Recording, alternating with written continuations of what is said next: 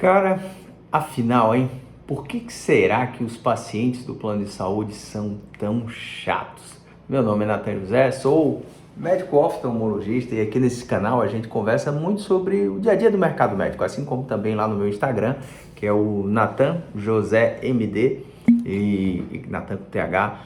Mas, enfim, a gente conversa muito sobre o mercado médico e essa semana a gente estava conversando sobre os planos de saúde. Na verdade, sobre o modelo dos planos de saúde que está dando mostras que ele está começando a minguar. Ele está chegando no limite dele e às vezes é fácil para a gente olhar assim e dizer assim, pô, o plano de saúde ele está lucrando horrores e o serviço é ruim. Mas a verdade é que ninguém está insatisfeito nesse trisal. Que trisal é esse? O usuário, o paciente, o médico que trabalha para o plano de saúde como prestador e o próprio convênio. E tem um quarto ente aí, é mais do que um trisal, tem um quarto ente que também faz parte dessa relação. E é justamente sobre isso que eu quero comentar aqui com vocês, né?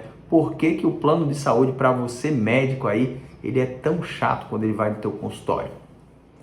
Bom, mas antes de mais nada, cara, eu tenho que fazer aqui um disclaimer. Que disclaimer seria esse?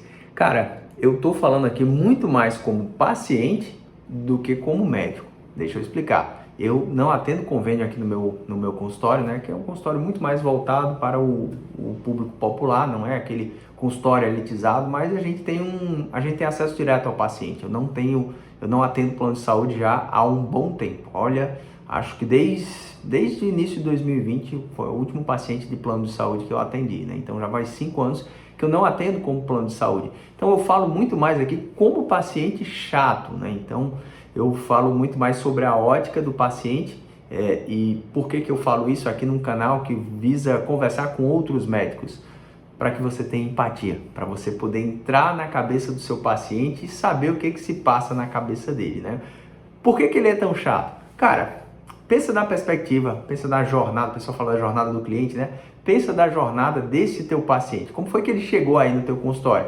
Provavelmente ele tentou agendar, ele ligou aí para o seu consultório e eventualmente a tua secretária deve ter dito, olha, a gente até atende por plano de saúde, mas você vai querer particular ou plano de saúde? Qual a diferença? Não, o particular a consulta é 200 ou 300 ou 500 reais que seja, enfim, é X e se você quiser tem para amanhã de manhã. Mas plano de saúde, se você quiser, tem para o mês que vem. Então, esse cara, ele já sentiu uma primeira pancada ali. Ele, pô, quer dizer que tem vaga e não tem ao mesmo tempo, então só não tem para mim que tem o plano de saúde, né? E esse cara, pense direitinho, né? Imagina um cara da minha idade, eu tenho 40, vou fazer 41 anos. Cara, eu pago mais de R$ 1.000 de plano de saúde, no meu plano de saúde que já é mais barato, porque ele é vinculado ao sindicato dos médicos aqui do meu estado, né? Pô, mas imagina que o cara pagou R$ 1.000 por mês nesse plano de saúde e faz 3, 4 meses que ele não usa o plano de saúde. Imagina, o cara diz, pô, eu gastei R$ 4.000 nesse plano de saúde e quando eu vou acessar meu plano de saúde, cara, eu ainda tenho que marcar só para o mês que vem, né? Aí ele marca com você, espera um mês inteiro, chega lá, quando chega na tua recepção, a tua recepcionista faz o quê? Entra aqui que o médico já está esperando. Não, me dá aqui a carteirinha que eu vou ver se realmente está autorizado. Aí o cara já fica já toma a segunda pancada, né? Ele, pô, cara, eu gastei R$ 4.000 nos últimos 4 meses, e a última vez fiz só um hemograma, nem usei o plano de saúde, e agora ainda eu chego aqui na recepção, o outro cara que pagou lá os 200, os 300, os R$ 500, já pronto, a ficha pronta, tá aqui, tá tudo certinho, já entrou, e eu vou ter que autorizar ainda, como se eu tivesse mentindo, ou que eu estivesse dando um calote, ou que dá sempre um friozinho na barriga. Não sei se você já passou por essa experiência, mas eu tenho quase certeza que sim, que quando você vai aí usar o seu plano de saúde, naquele momento que lá tá checando, que você bota o dedo lá para autorizar, dá aquele friozinho na barriga para ver se vai autorizar ou não. E aí chega finalmente a hora do paciente entrar, e o paciente entra e encontra você lá. E cara, esse é o lado que você conhece. Sabe qual é o lado que você conhece? O paciente que pagou a tua consulta particular, 200, 300, 500, vamos lá para o 200, né, que é o menor valor que eu coloquei. Ainda é mais do que o plano de saúde. E o plano de saúde só vai pagar daqui a 1, 2, às vezes 3 meses, e ainda pode ser que ele glose esse pagamento, né? E dependendo, se você for pensar na Unimed, que foi o que motivou a discussão lá, às vezes tem um prorata, porque a Unimed tem dívida. Então, você, do ponto de vista do médico, você olha assim, pô, eu tô recebendo menos para atender esse cara do plano de saúde.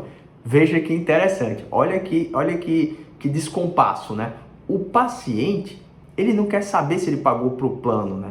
Ele mostrou a carteirinha do plano aí no teu balcão, na tua recepção. E na cabeça dele ele diz, pô, eu paguei R$4.000 nos últimos 4 meses, não usei nada. Essa consulta aqui tá me saindo a R$4.000. E sob a tua ótica aí, você está dizendo, pô, eu nem sei se vou receber esse paciente. Estou recebendo menos do que o outro cara que pagou o particular. Então, esse cara, ele pode estar com raiva do plano. Mas onde é que ele vai manifestar essa insatisfação? Aonde pediram a carteirinha do plano de saúde dele, aí na tua recepção. Então, esse paciente, na cabeça dele, diz, pô, eu paguei R$4.000 nos últimos 4 meses para usar só essa consulta. Essa consulta aqui me custou R$4.000. Por isso que o cara é tão exigente, por isso que ele está tão insatisfeito. E você, eu entendo que você esteja insatisfeito, você vai receber daqui a 1, 2, 3 meses, vai receber uma fração menor do que você receberia, do que por aquele paciente que vai ali direto. E cá entre nós, eu sei que o médico, ele às vezes se sente desvalorizado, porque ele diz, pô, cara, esse outro cara que pagou aqui, ele tirou o dinheiro do bolso aqui, ele me pagou porque ele viu o valor em mim. Se ele me pagou R$200, ele viu que a minha consulta vale mais de R$200 para ele poder tirar do bolso dele e pagar nessa consulta. O cara do plano não. Ele não acha que eu estou valendo 200, 300, 500 reais. Ele prefere não pagar nada, né, pela minha consulta, porque o plano ele já pagou para o plano, né, na ótica, do ponto de vista do médico. Embora que do ponto de vista do paciente ele pagou ali na tua recepção os R$4.000. Então, entenda esse descompasso e a insatisfação que tem do plano, aliás, do médico que atende para o plano e do paciente também. Ok, né? Então, o paciente está achando ruim porque está pagando muito, o médico está achando ruim porque está recebendo pouco. Então, quem está ganhando essa grana toda, quem está ficando rico, deve ser o plano de saúde, deve ser um convênio, então, que deve estar, é o único satisfeito nesse trisal. Até aqui nós temos um trisal, né? Então, o plano é o único satisfeito. Cara, o plano também não está satisfeito. O plano, ele não está muito preocupado. Ele não dá, a função de ser do plano não é ferrar o usuário, nem ferrar o médico, né?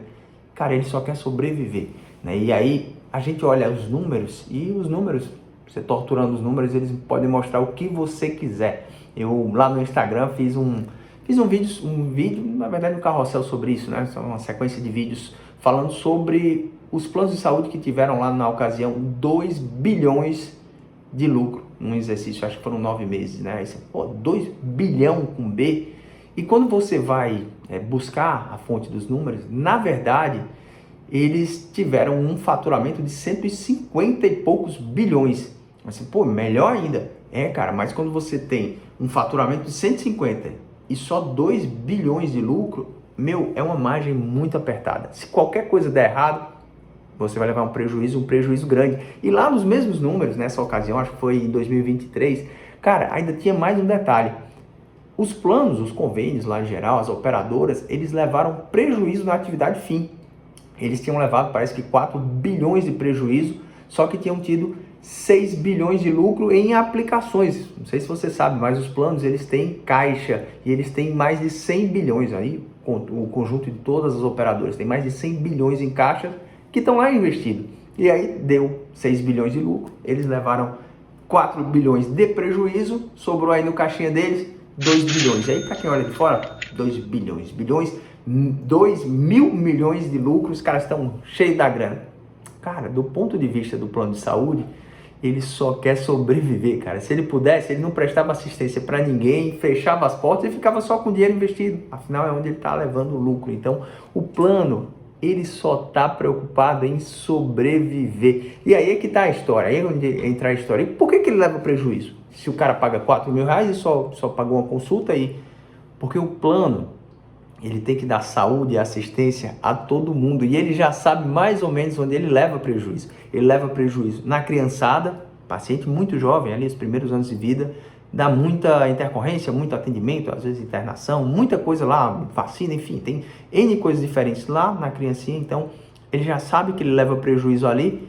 E no outro extremo, nos idosos, acima de 60 anos, cara, eles têm que reajustar o plano deles, o valor deles, pelo IPCA, pela inflação oficial. Só que a inflação das coisas de saúde, elas não acompanham essa inflação oficial, a inflação aí da gasolina, da comida, não, cara. Porque há um bom tempo atrás, na verdade, quando alguns contratos foram assinados, cara, só tinha ultrassom, raio-x, não tinha muita coisa. Hoje em dia o cara quer tudo, o usuário ele quer ressonância contrastada, terapia gênica, tem terapia Zen. Imagina uma criança com autismo, ela vai dar um custo maior para o plano de saúde do que uma pessoa que não faz uso dessas terapias. Então, o plano, ele pega o prejuízo que ele leva em algumas desses usuários, né, e redistribui. Ou por faixa etária, já que ele leva prejuízo lá nas crianças e nos idosos, e aí meio que distribui para mim, por exemplo, que tenho 40, vou fazer 41 anos, então o preço do meu plano está pagando um pouquinho desses extremos lá. E também os pacientes saudáveis, eles acabam pagando o plano dos outros que não são saudáveis, já que a inflação está comendo aí um pouquinho mais do que o que eles estão conseguindo repor de caixa lá pelo reajuste anual. E aí você vai dizer, pô, mas então por que eles não reajustam uma conta que feche para eles, né? Sabe por quê? Porque não é um trisal, cara. Tem um quarto ente, que é o governo. Para o governo, pense pelo lado do SUS, né? Pelo lado do gestor, né? Do governo federal. Eles assumiram lá em 88 uma responsabilidade gigantesca, que é eu dou saúde para todo mundo desse país, em qualquer lugar, a qualquer momento. Eu dou saúde integral, de tudo.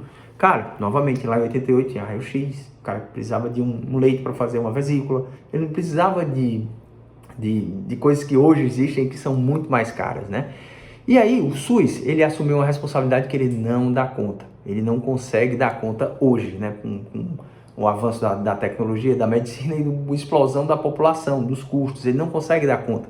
Quando surgem os convênios, que vão assumir uma fatia importante da responsabilidade do SUS, afinal ele é universal, né? Ele tem que atender todo mundo. Quando surge o convênio, o SUS disse, que maravilha, cara, pega essa bomba para você, eu quero mais é que você assuma uma fatia que hoje é mais ou menos de 25% da população. 200 milhões de brasileiros, a gente tem mais ou menos 50 milhões com cobertura de convênio. E aí, o governo tem interesse, o governo, os gestores, o SUS, ele tem interesse em manter as pessoas lá no plano. Então, é um setor altamente regulado. O governo ele não quer que os planos subam muito as mensalidades para que as pessoas saiam do convênio e vão cair fatalmente lá no SUS, na responsabilidade do SUS. Então, aí você entende o tamanho do problema, e aí você volta do governo para o plano, do plano para o médico, do médico para o paciente insatisfeito. E é por isso que o paciente do convênio, assim como eu, né? E aí eu fiz o disclaimer, né? Porque eu estou falando muito mais como paciente do que como médico que atende convênio. Não atendo, mas sou paciente e é por isso que nós, pacientes de convênio, somos extremamente chatos, mais chatos do que os outros pacientes, né? Então, era isso que eu tinha a dizer. Se você gosta desse tipo de informação, lhe convido para se inscrever aqui no canal. Se você gosta também de acompanhar um pouquinho diferente lá, um pouquinho mais do dia a dia, tá lá meu Instagram também para vocês. E se você gosta desse tipo de informação, é bem possível que as pessoas que estão aí na mesma fase que você, seus colegas de faculdade, colegas de residência, colegas lá, enfim, de trabalho, de plantão, possam também ter interesse. Então, envie aí esse vídeo aí para eles descobrirem também por que o paciente do convênio é chato pra caramba, hein?